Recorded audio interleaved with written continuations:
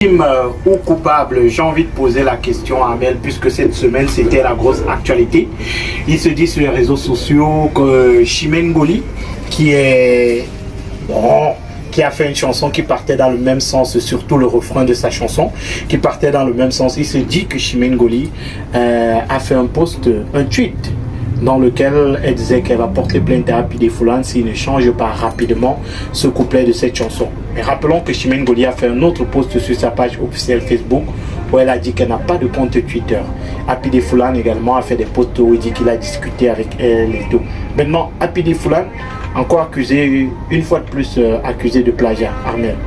Ça fait la troisième fois. Oui, je pense que la première fois c'était avec les Cancan Boys, tout ça. La seconde fois, c'était sur le titre les pleurs du Mbolé. Non, pas les pleurs du Mbolé. Pas les pleurs du Mbolé.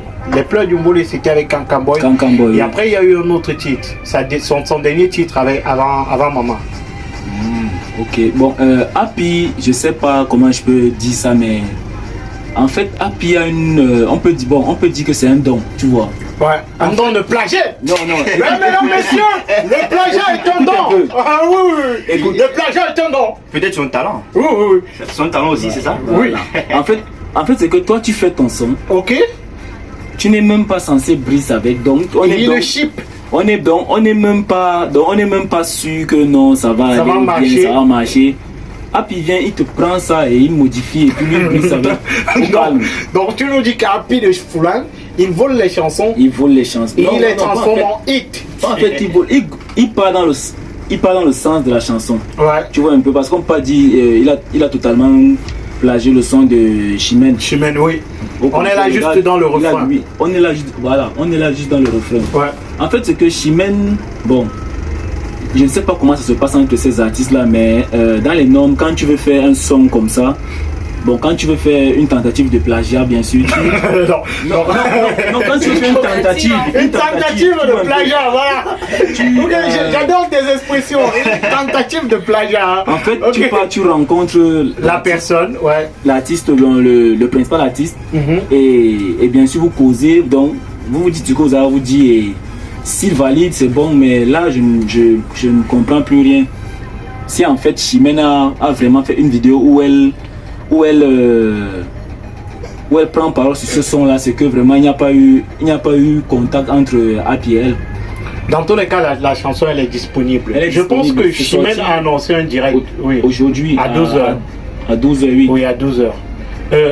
Appi coupable ou victime? En fait, il est totalement coupable. Ok.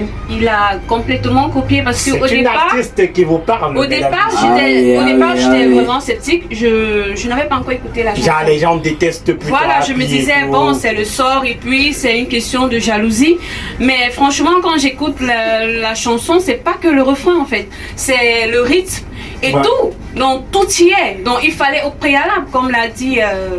Mr. Armel, il fallait au préalable qu'il aille vers Chimène et lui dire voilà, je veux faire de ta chanson quelque chose comme ça. Et je crois que là, ça aurait été mieux. Je crois qu'il fuit en fait l'argent qu'on va lui demander. Je crois en fait, parce que moi je comprends pas comment en fait, c'est ça qu'il fuit. Il n'avait qu'à aller vers Chimène et puis il se serait arrangé. Peut-être il aurait même intervenu dans le son et ça allait faire peut-être un featuring qui allait être encore plus beau. Ouais. Parce que là, que c'est toute la toile qui l'accuse de plagiat et là, il a vraiment plagié. C'est pas à se leurrer les yeux. Yvan, ça fait la troisième fois. J'ai du mal à me prononcer sur la situation. Parce que c'est ton ami? Non, pas forcément. Après, on ne parle pas des amis à la radio. Pas forcément, non. Ce que je veux dire, c'est on est dans un domaine qui est artistique. Et là, il ne peut pas être jugé comme les autres domaines. Donc c'est pourquoi je vais pas me prononcer particulièrement sur cette situation-là. Voilà. Il faut protéger ses intérêts. Voilà. C'est artistique. Artistiquement, et moi je me dis, peut-être l'intention de Appi, je suis pas son avocat. Peut-être l'intention de Appi, c'est de valoriser la chanson. Voilà. Parce que depuis, moi j'ai fait un tour sur la toile, elle est quittée de sang et poussière de vues qu'elle avait depuis environ 3 ans à plus de 300 et poussière de vues après l'actualité qu'il y a autour de la chanson. Donc du coup, ça peut être un hommage. Pour moi, je vois ça plus dans le côté positif. Ouais. C'est-à-dire, c'est un jeune artiste qui s'est dit, ok, voilà, je peux chanter une chanson actuelle, je peux utiliser une thématique actuelle, mais je vais fouiller dans le répertoire musical camerounais. Voilà, ouais. J'essaie de ressusciter. Je pense que si c'est un hommage, mais peut-être la démarche n'a pas été bonne. C'est-à-dire aller à la rencontre de l'équipe et avoir l'autorisation et l'onction de l'artiste en question pour que ça donne un peu plus de valeur, comme Skava l'a dit, à la chanson. Peut-être elle pouvait intervenir même dans le clip, on ne sait pas. Maintenant, on pourrait aussi avoir l'hypothèse selon laquelle c'est tout à fait le buzz qui a été créé. Une stratégie de l'équipe pour vendre le truc. Parce que moi j'ai suivi l'affaire de bout en bout comme tout le monde. Ouais. J'ai suivi les publications qui ont été faites par Chimène avant, l'interaction qu'il y a eu avec Mani Bella qui a fait son intervention également. Et puis par la suite, j'ai vu un post de Chimène qui a annoncé qu'elle soutient l'artiste Happy. Donc, il y a aussi dans le showbiz, parce que j'ai une casquette de manager également, des stratégies. Mais mesdames, messieurs, nous sommes en compagnie d'animateurs. Oui, mais le truc, c'est que cette fois, la stratégie a été mauvaise parce que c'est déjà la 3e fois qu'on l'accuse de plagiat. Mais peut-être que c'est stratégie plagiat. Il faut qu'il change un peu de nom. Stratégie plagiat. Il n'a pas vraiment une imagination un peu au-delà. Ça peut être stratégie parce que à la fin. Ce n'est pas que stratégie. À la fin, si Happy, aujourd'hui, tout le monde parle de la chanson, on l'a joué aujourd'hui, pourquoi? Parce qu'il y a l'actualité autour. Voilà. Et vous pouvez imaginer combien de médias sont en train de balancer la chanson et parler d'elle. Pourtant, imaginez que la chanson il avait pris, je sais pas moi, l'accord de la Chimène. Je suis sûr que la chanson, dans les normes. Je suis sûr que si ça avait été dans les normes, la chanson n'aurait pas autant d'écho que là maintenant. Voilà, c'est peut-être stratégique. Peut-être beaucoup de personnes ont parlé de stratégie. Qui dit très belle stratégie, mon petit. Donc peut-être aujourd'hui tout le monde parle de la chanson. La stratégie est toujours de façon sale. C'est une stratégie. Voilà. Puis on va le recruter à l'UIG pour qu'il apprenne la stratégie. Parce que le but à la fin, c'est de pouvoir vendre. Maintenant, s'il peut vendre avec ces stratégies-là tout le temps et faire parler de lui, voilà, il vend. Parce qu'aujourd'hui, on est là dans l'émission, on en parle. Ça veut dire qu'il faut que j'aille en studio et que je ponde un tube de telle manière qu'il va aussi plagier. On ne sait jamais. Pas forcément un tube. Pas forcément un tube. Tu fasses une chanson. Une belle chanson. Voilà. Et après, le gars va plagier. Oh, les artistes, allez-y, enfoncez, on ne sait jamais.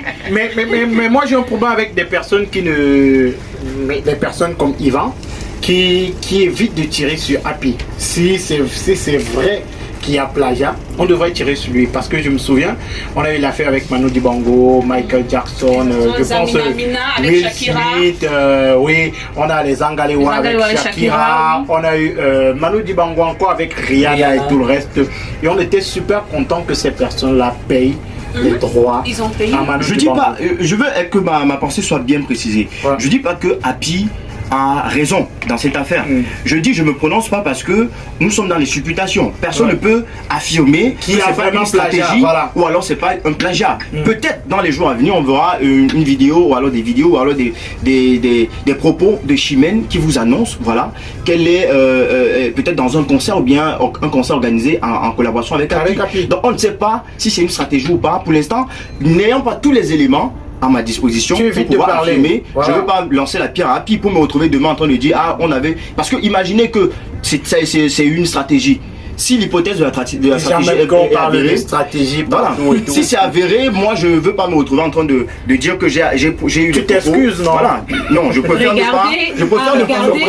Les deux dernières affaires de plagiat de Happy, je ne pense pas que c'était des stratégies parce qu'il avait vraiment feu entre lui et les Cancan Boys. Oui, et on a reçu les Cancan Boys ici qui nous ont dit que c'est la guerre. Exactement, c'était vraiment la guerre. Et la dernière affaire également. Donc quelque part, il ne faut pas avoir stratégie. Sûrement, il est allé back voir Chimène, dit voilà, je te donne comme ça. Mais non, s'il n'y a pas stratégie, s'il n'y a pas stratégie, moi je retiens le positif. Moi je suis quelqu'un qui essaye de voir la vie de manière positive. On peut voir le verre à moitié plein ou à moitié vide. Mais c'est vrai, et on ne coupe pas. Voilà. Donc il y a l'énergie au Cameroun 24 sur 24. Je me dis simplement voyons la vie de façon positive. Happy, il a peut-être, si c'est avéré, il a plagié. Le côté positif de l'affaire, c'est que il ressuscite une chanson que forcément parmi nous on n'a pas écouté depuis. Je suis sûr que si on est honnête, je dis pas que la chanson, je dis pas que la chanson, voilà, il a ressuscité la chanson, c'est une chanson connue de tout le monde. Maintenant, est-ce que depuis parmi nous tous là, qui a écouté la chanson de Chimène il y a les 5 derniers mois ou bien les 7 derniers mois? Personne. Moi non. Voilà, moi j'ai pas écouté. Maintenant, ça fait environ entre 8 et... Donc, moi je dis, gardons le positif de cette affaire. Et le positif c'est quoi? C'est qu'il y a un jeune Camerounais qui a voulu valoriser, peut-être qu'il n'a pas eu la bonne démarche, mais il a voulu valoriser une chanson qui est ancrée dans la tradition africaine et camerounaise en particulier. Donc pour moi je me dis, voilà, chapeau à Happy et à son équipe. Mais prochainement, si c'est que c'est avéré, prochainement il faudrait aller dans la procédure. Quand on veut reprendre une chanson de quelqu'un, parce qu'il y a les droits d'auteur, il y a les droits d'auteur derrière, elle a eu à travailler avec son équipe et tout. Voilà. Et maintenant on ne sait pas forcément l'argent, parce que c'est pas forcément l'argent. Il peut voir Chimène, elle demande pas l'argent, mais au moins la considération qu'elle a de savoir que le jeune est venu vers elle pour lui dire voilà, maintenant moi je dis voilà, je maîtrise pas la situation, voilà, je veux me prononcer. Moi ce que je peux retenir de positif, si on va vers le positif, c'est que cette chanson elle rend hommage à la mère. Tu vois, c'est un beau message. Au moins, il n'a pas transformé ça de façon sexiste ou de façon sexuelle. Au moins, ça rend hommage à la maman et on sait que la mère, c'est du moins la femme, c'est la mère de l'humanité. Donc pour moi, voilà, chapeau. Il a bien. Mais maintenant, Armel, en termes de carrière, est-ce que ce n'est pas un peu inquiétant qu'on ait quelqu'un qui aille de polémique en polémique sur les plagiats? Est-ce que ça ne remet pas en cause l'originalité ou la créativité de l'artiste à un certain moment? Parce que sur 4 titres, on a 3. Parce que je pense que Happy c'est les pleurs du Mbolé, Happy c'est le featuring avec Mani Bella. Et l'autre chanson, je ne sais pas pourquoi le titre ne me revient pas. Non, Tchap Tchap c'est les pleurs du Mbolé. Et on a la toute récente. Est-ce que ça ne remet pas en cause la créativité de l'artiste? Non, tu vois, si, comment on dit, Happy, comme c'est que Ivan vient de dire, Happy se sert bon, on prend le cas de Mama Si. Il s'est servi du son de Chimène Ngoli. Parce que moi personnellement, ça faisait. Donc, c'est quand j'ai écouté un extrait du son de Happy que j'ai commencé à dire que le son, si je pense que ça.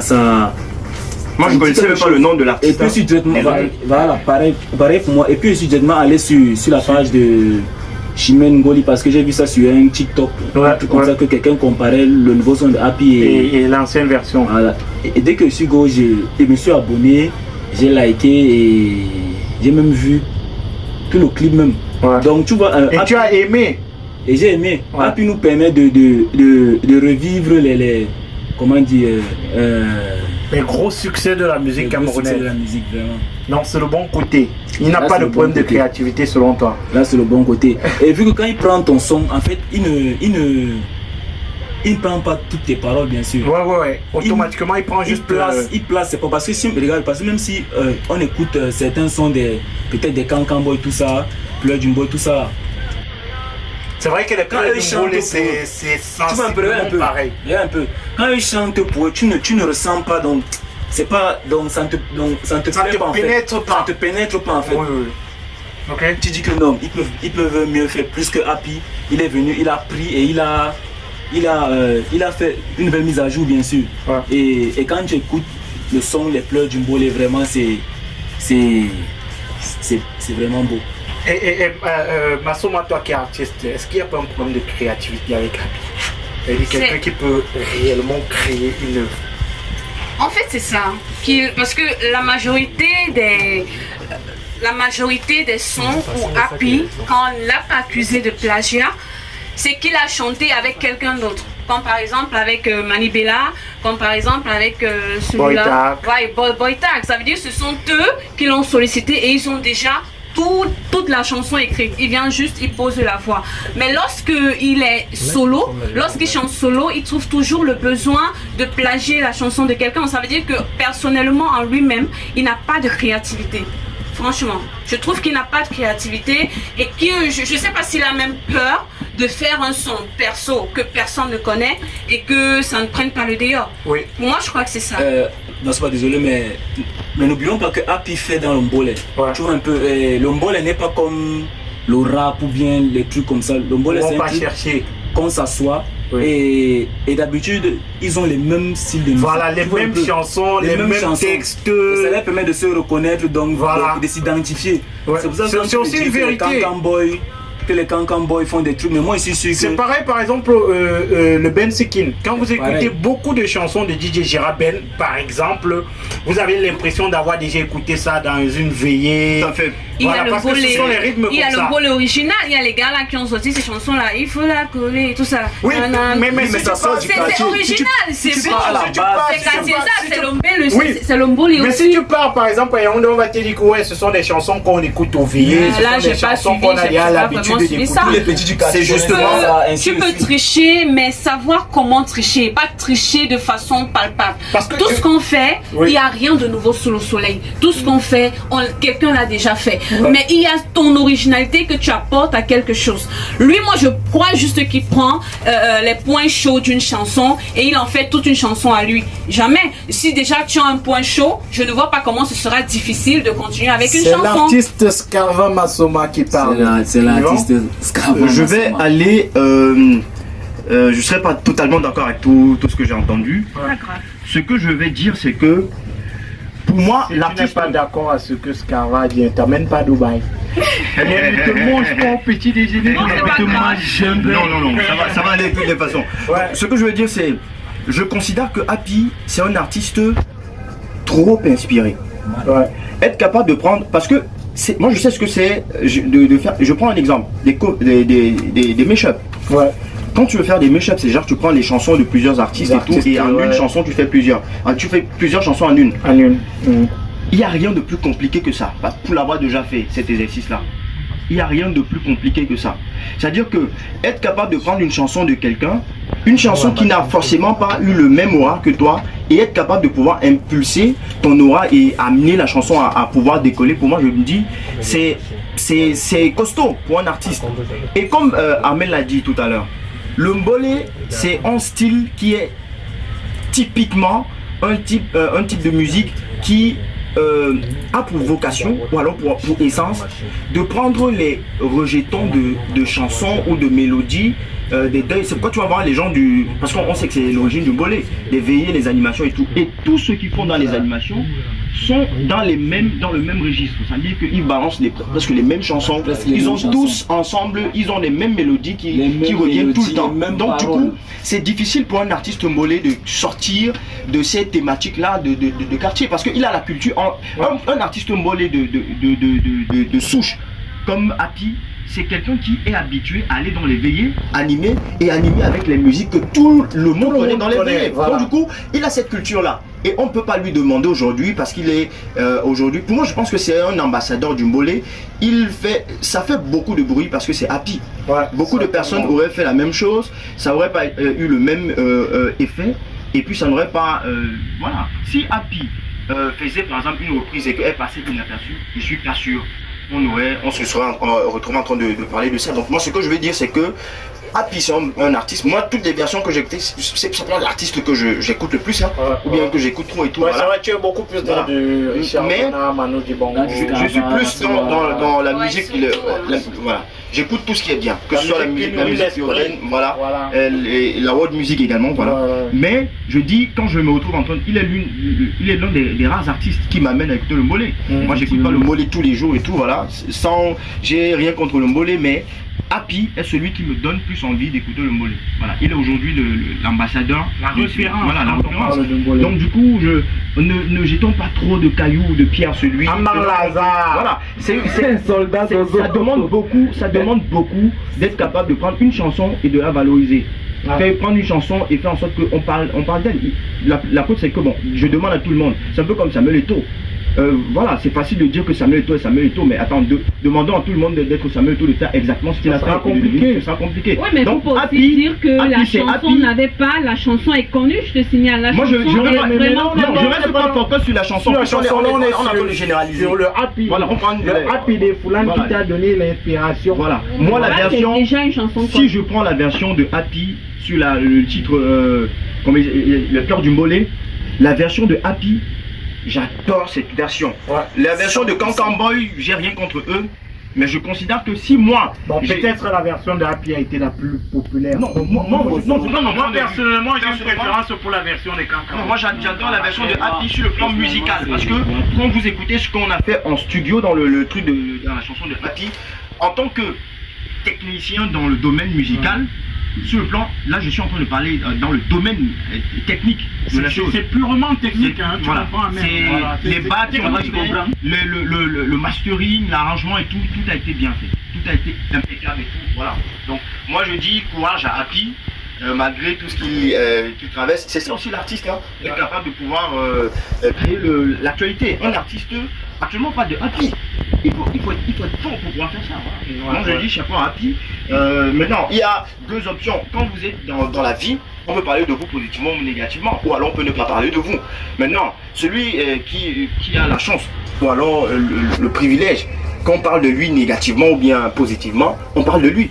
Parce qu'à la fin, un artiste dont on ne parle pas, c'est pas un artiste. À la fin, si Happy, il fait ce qu'il fait et tout, moi je dis, je n'encourage pas le vol ou le plagiat ou quoi que ce soit, mais je dis, Happy, c'est un artiste qui essaie de faire son petit chemin, de quitter du mbolé archaïque, entre guillemets, et être capable de pouvoir imposer le mbolé à l'Afrique. C'est quelque chose d'énorme. Oui, mais c'est pas lui qui a commencé avec le mbolé, il y a Petit Boza. Non, mais après, c'est pas Happy celui qui a révolutionné. Il faut faire attention, c'est pas parce qu'il est populaire. La vérité, voilà, il y a Petit Malo, c'est pas parce qu'il est populaire que les autres. Il est celui qui représente le plus le mbolé actuellement. Il est celui qui représente le plus de mbolé. La vérité, c'est que c'est lui qui a vraiment ouvert le mbolé à l'Afrique. On a tendance à croire que ce qui est devant, c'est le plus bien. Non, c'est pas ce qu'on a dit. Petit Malo faisait déjà les concerts bien avant que Happy vienne chanter avec les Kanka Boys. On s'est pas compris. Ce sont eux qui ont commencé avec le mbolé. L'artiste la plus star n'est pas forcément le meilleur. N'est pas le précurseur. Le précurseur du mbolé, on les connaît. Les précurseurs, on les connaît. Moi, je dis pas que c'est le précurseur. C'est pas celui qui a. Avant Petit Malo, même il y avait déjà une génération de mboléeurs qu'on ne connaît pas. Le mbolé est plus ancien que ces personnes. Mais je dis, celui qui médiatisé, Petit Malo qui a médiatisé tout ça.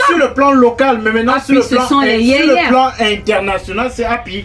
On a vu Happy. Continue avec justement, les Petits Malo faisaient des sons, mais tu n'avais pas entendu que quelqu'un a été traité de plagiaire, tu vois. Ça, c'est Happy seul que moi je vois dans ce groupe. Il plage tout, il plage. Elle a un problème particulier avec Happy. Non, Happy, il est trop inspiré. Voilà.